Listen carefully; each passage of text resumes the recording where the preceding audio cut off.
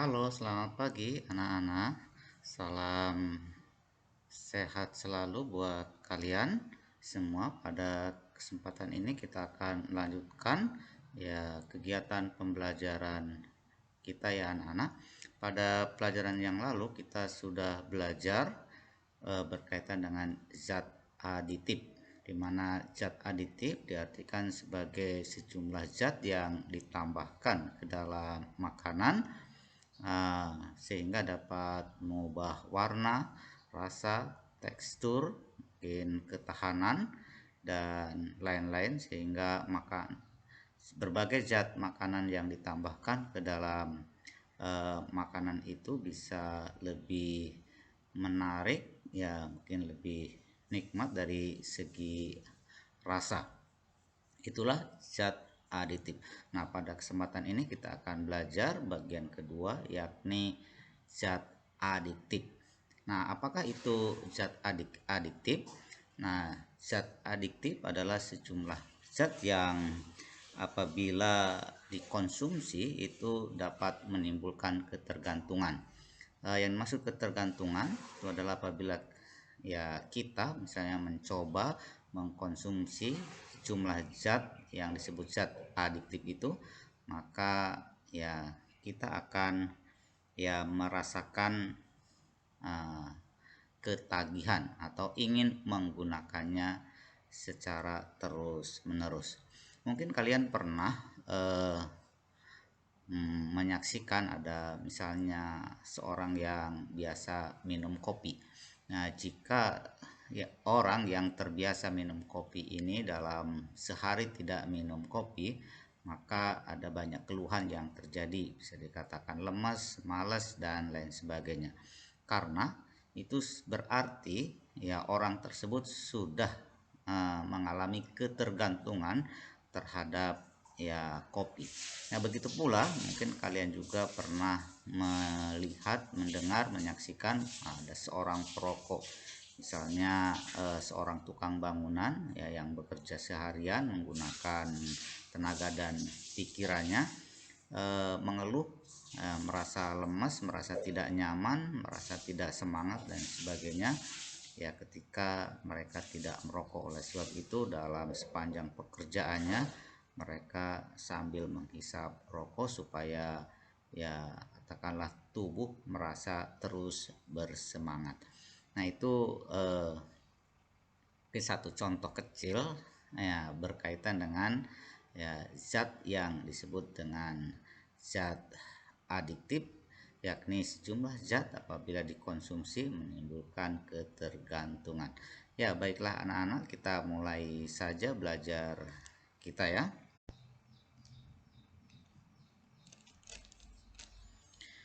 Anak-anak yang saya banggakan, puji dan syukur kita panjatkan pada Tuhan karena hingga saat ini kita masih diberi kesehatan, kekuatan untuk terus belajar, terlebih kita diberi kemampuan, semangat untuk terus belajar, mempersiapkan diri menyongsong masa depan kita. Kita juga bersyukur pada Tuhan karena kita diberi tubuh yang sehat. Oleh sebab itu Pak Rus menasihatkan untuk kita semua supaya kita atau tubuh kita tetap terus terjaga kesehatannya ya. Salah satunya menjaga kesehatan dari berbagai zat, baik zat aditif maupun zat adiktif yang akan kita pelajari. Nah, baiklah anak-anak, tadi di dalam pengantar Pak Rus sudah menyampaikan pada kalian apakah itu zat adiktif. Nah, ada beberapa istilah yang berkaitan dengan zat adiktif ya, tapi kita lihat yang pertama, kita mengingat lagi zat adiktif adalah bahan atau zat yang dapat menimbulkan kecanduan dan ketergantungan bagi pemakainya. Tadi kecanduan atau ketergantungan itu berarti apabila ia mencoba mengkonsumsi sekali dua kali maka ia ingin terus-menerus menggunakannya. Kemudian ada istilah lain yang perlu kalian ketahui juga, yakni yang disebut dengan psikotropika.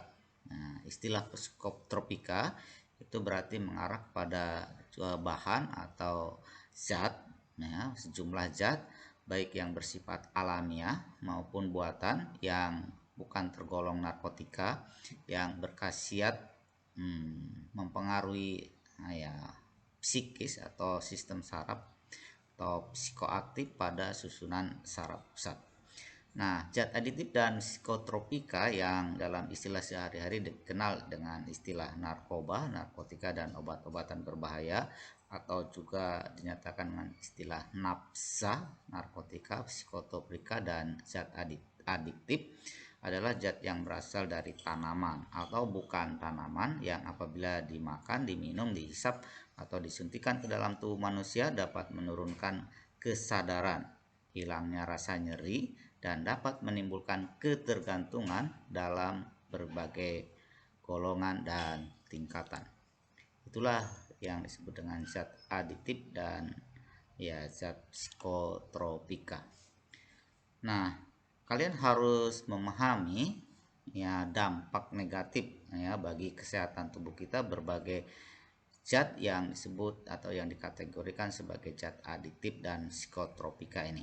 Nah, ada sejumlah dampak negatif yang dapat ya terjadi berkaitan dengan masalah kesehatan apabila ya seseorang menggunakan zat adiktif atau psikotropika itu. Yang pertama, misalnya mengurangi kemampuan darah dalam menyimpan oksigen karena zat itu mengandung racun yang berbahaya. Jadi darah seharusnya mengikat oksigen, tetapi karena ada zat lain yang masuk ke dalam darah, maka ya darah itu memilih untuk mengikat zat lain itu ketimbang zat oksigen, sehingga ya seseorang akan mengalami ya tentu saja kekurangan oksigen.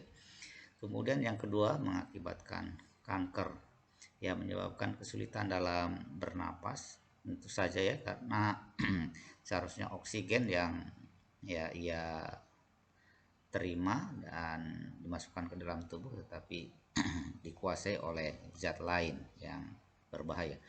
Kemudian dia dapat menurunkan daya ingat, ya kerusakan hati atau mengalami kanker hati, menimbulkan rasa kesibukan atau racing sensation, kemudian menimbulkan semangat gitu ya.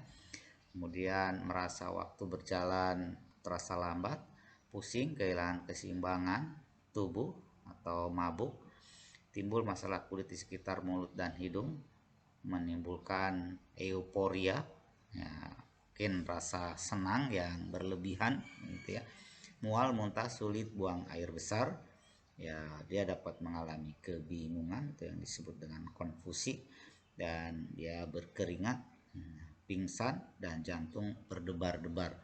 Yaitulah sejumlah dampak negatif bagi kesehatan apabila ya seorang sudah mengalami ketergantungan ya terhadap berbagai zat yang disebut dengan zat adiktif ini. Nah, selain berdampak terhadap kesehatan, maka zat adiktif ini juga berdampak negatif ya terhadap kehidupan sosial ya. Beberapa dampak yang dapat timbulkannya adalah susah dalam bersosialisasi. Orang yang ya ketergantungan berbagai zat adiktif, narkotika ya, kemudian ada zat-zat psikotropika lainnya, maka susah dalam bersosialisasi. Kemudian tidak percaya diri dalam lingkungan sosial, sulit mengendalikan diri, susah menyambung pembicaraan, ya, pembicaraan yang terjadi tidak nyambung sehingga ya menjadi sulit untuk dijadikan teman. Kemudian berpikiran negatif pada diri sendiri, bergembira secara berlebihan, lebih banyak berdiam diri. Nah, kesempatan belajar akan hilang dan mungkin dapat dikeluarkan dari sekolah atau perguruan tinggi alias DO atau drop out. Kemudian tidak dipercaya lagi oleh orang lain karena umumnya pecandu narkoba akan gemar berbohong dan melakukan tindak kriminal. Kemudian dosa akan terus bertambah karena lupa akan kewajiban terhadap Tuhan serta menjalani kehidupan yang dilarang oleh ajaran agamanya. Yaitulah dampak negatif dalam bidang sosial jika seseorang itu menggunakan ya misalnya narkoba atau zat adiktif lainnya. Nah, dampak negatif pada bidang ekonomi juga dapat terjadi ya apabila seorang menggunakan ya berbagai zat yang disebut sebagai zat adiktif itu. Ya, yang pertama, akan banyak uang yang dibutuhkan untuk penyembuhan dan perawatan kesehatan pecandu jika tubuh rusak digerogoti oleh zat beracun itu. Ya, jika seseorang atau mungkin orang lain, orang tuanya dan sebagainya itu menginginkan orang itu sembuh dari ketergantungan ya narkoba, maka tentu saja akan dibutuhkan perawatan dan perawatan itu membutuhkan uang yang tidak sedikit ya, sehingga dapat saja akan berdampak buruk terhadap ya ekonomi keluarga. Kemudian masalah keuangan tentu saja ya, obat-obatan yang dikonsumsi biasanya ya mahal. Namun bila sudah kecanduan maka pengguna akan melakukan apa saja untuk mendapatkannya. Mereka bisa menjual barang pribadi atau mengambil milik orang lain dan keluarga ya untuk memenuhi kebutuhan dari zat-zat yang menyebabkan ketergantungan itu. Kemudian yang ketiga, pemakai tidak akan dapat menabung dan memenuhi kebutuhan pokoknya sebagai manusia biasa karena pemakai akan lebih mementingkan obat itu daripada kebutuhan pokoknya. Yaitulah dampak negatif yang dapat terjadi apabila seorang mengalami ketergantungan terhadap ya zat-zat yang disebut dengan zat adiktif. Nah, jenis narkoba yang biasa digunakan, masalah yang terjadi antara lain ada yang disebut dengan golongan opium, ya, di mana golongan opium ini dapat menyebabkan pingsan bahkan mati, ya. Kemudian yang B itu ada obat yang disebut obat penenang, itu menyebabkan kerusakan hati dan lambung, otot dan saraf, kecelakaan dan perkelahian, daya ingat hilang, gemetar, ketakutan yang berlebihan, dan kadang-kadang mengalami kejang. Kemudian ada yang disebut sebagai obat perangsang, ya, mengakibatkan gangguan jiwa. Ada yang disebut golongan kanabis dan obat halusinogen, ya, menyebabkan gangguan jiwa seperti acuh tak acuh, kebingungan dan tertekan.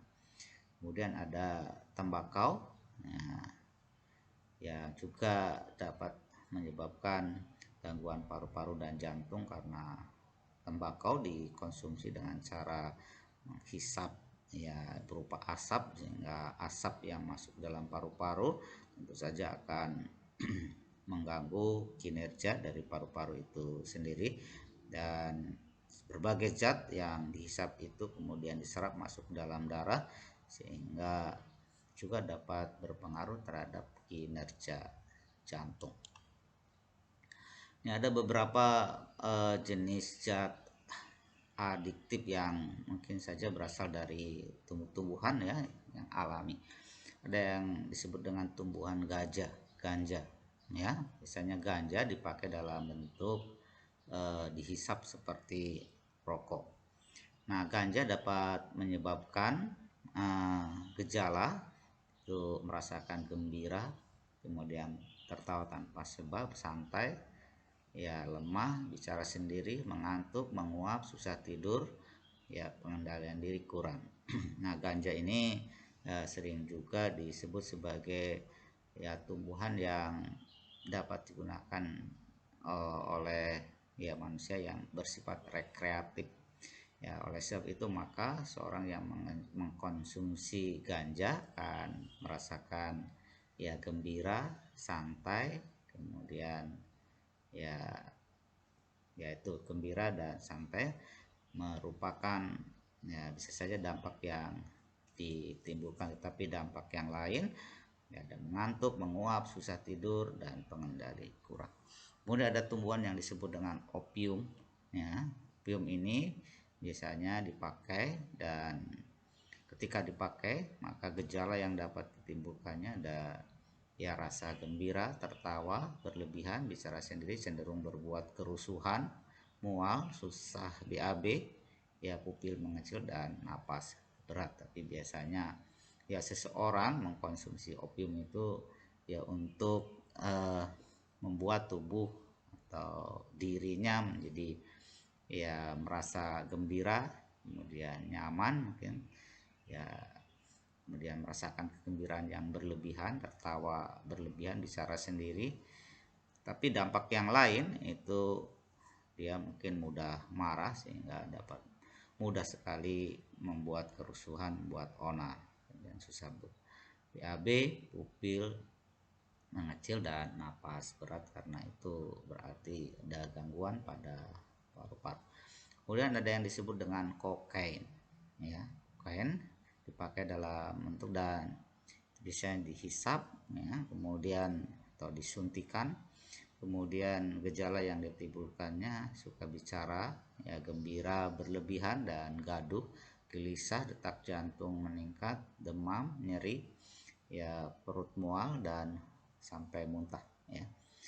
Kemudian berikutnya ada yang disebut dengan nikotin, ya. Nah, nikotin ini terdapat pada tumbuhan yang dinamakan dengan tembakau. Nah, ya jika seorang mengkonsumsi nikotin, maka gejala yang dapat ditimbulkannya misalnya gelisah, ya mudah mengamuk, ya mengantuk, malas, daya pikir menurun, bicara dan tindakan lambat. Itu adalah ya gejala-gejala yang dapat ditimbulkan jika seorang menggunakan ya ganja atau opium atau kokain atau nikotin. Nah, ini adalah gambar yang menunjukkan tanaman ganja. Ya, tanaman ganja ini ya memang dilarang oleh negara karena itu jika seorang menanam atau mengedarkan atau menjualbelikan maka dianggap sebagai tindakan kriminal, sehingga tanaman ini dilarang untuk ditanam. Tapi peredaran yang terjadi merupakan ya peredaran yang bersifat gelap sehingga itu tidak terpantau oleh ya aparat penegak hukum. Kemudian yang kedua tadi ada yang disebut dengan tanaman opium. Tanaman opium itu diambil getahnya, jadi buahnya itu digores-gores sehingga keluar getahnya. Nah, getahnya itulah yang dikumpulkan kemudian diproses menjadi bahan yang disebut sebagai zat adit. Kemudian ada kokain. Ini ada tanaman koka, ya bentuknya seperti ini, yang ya bisa dikategorikan juga sebagai zat narkotika. Kemudian ada tembakau. Dalam tembakau itu ada zat aktif yang namanya nikotin, yang tadi itu dapat menimbulkan gejala gelisah, ngantuk, ya kemudian malas, daya pikir menurun, bicara dan tindakannya lambat, dan lain-lain.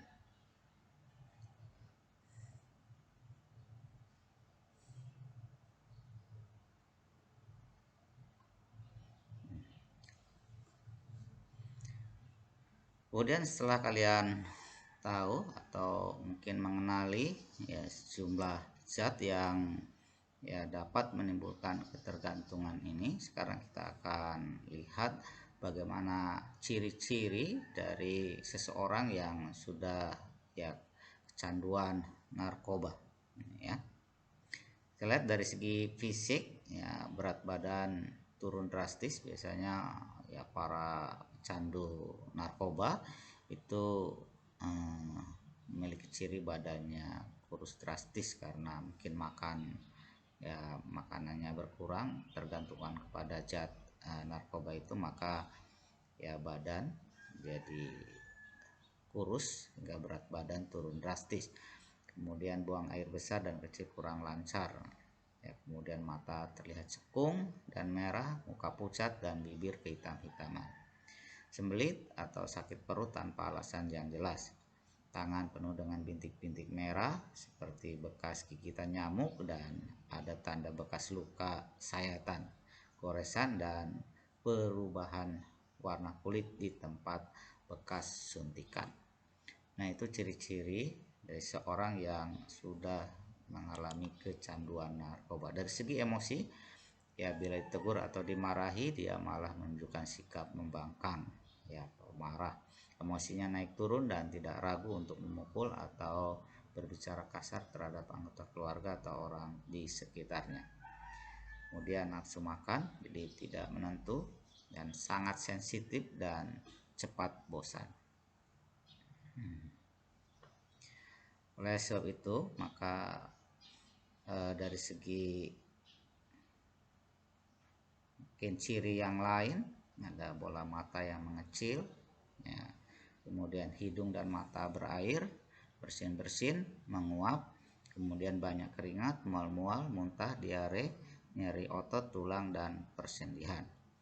Nah, oleh sebab itu maka jika ya, ada seseorang yang sudah mengalami ketergantungan terhadap narkoba itu, maka harus segera ya diputus ya obat tersebut sehingga stop penyalahgunaan narkoba. Kemudian terhadap sikap pribadi seseorang itu sering menyendiri, menghindar dari pergaulan, kemudian menunjukkan sikap tak acuh, ya dia tidak rasa care perhatian kepada orang di sekitarnya, dia cenderung untuk menyendiri dan menunjukkan sikap tak acuh. Kemudian suka ingkar janji, malas mengurus diri, banyak menghabiskan waktu di kamar mandi. Jika ditanya, sikapnya bersifat defensif dan penuh kebencian, mudah bertindak dan bersikap kasar kepada orang lain, sering berbohong, dan terlibat dalam tindak kejahatan.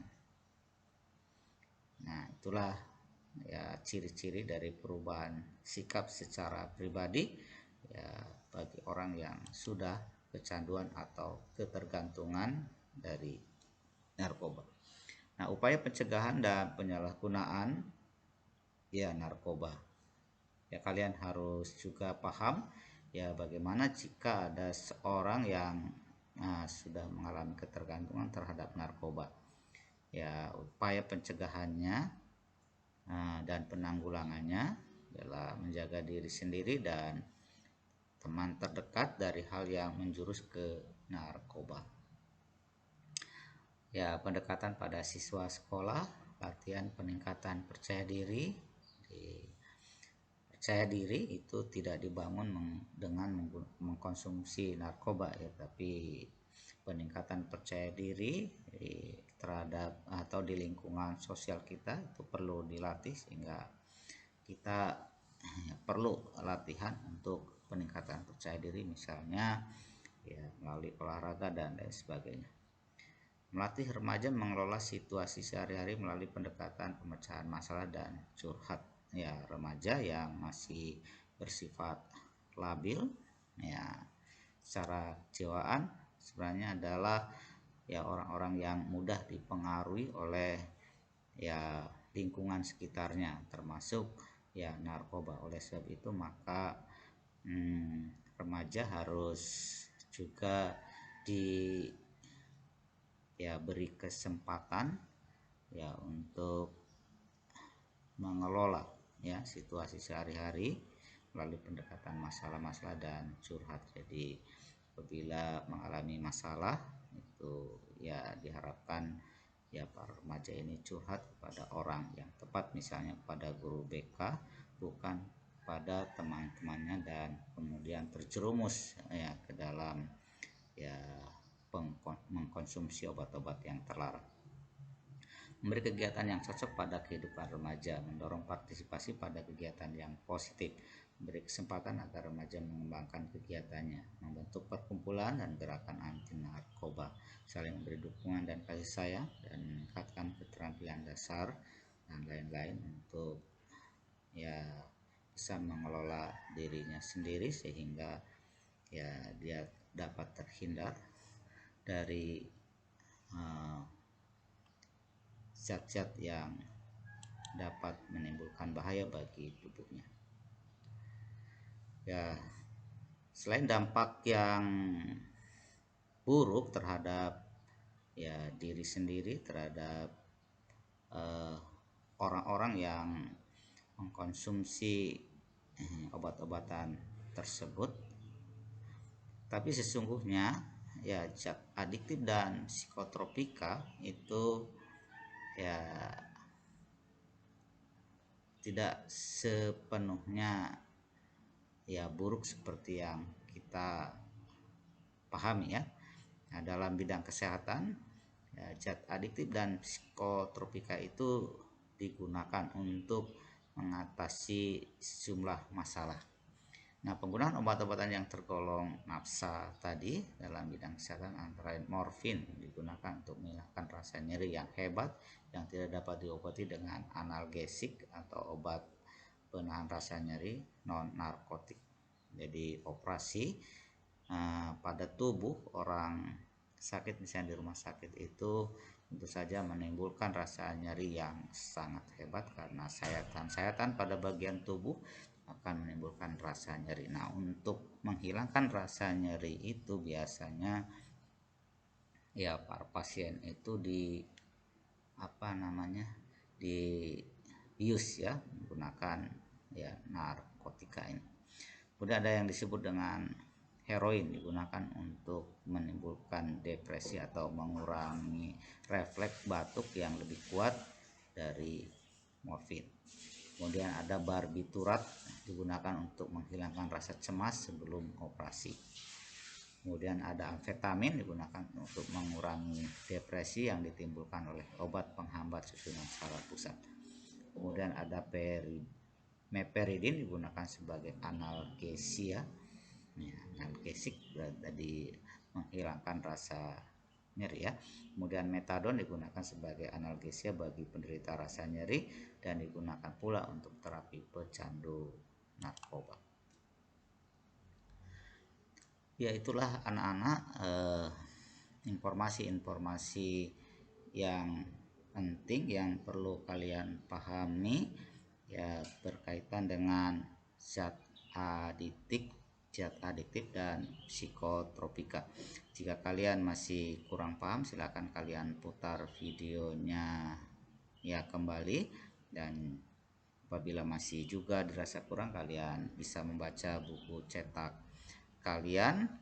Kemudian kalian juga bisa mencari literatur lain di internet ya yang sesuai berkaitan dengan topik bahasan kita, yakni zat adiktif dan psikotropika. Ya, itulah anak-anak belajar kita hari ini. Atas perhatian kalian semua, Pak Arus ucapkan terima kasih.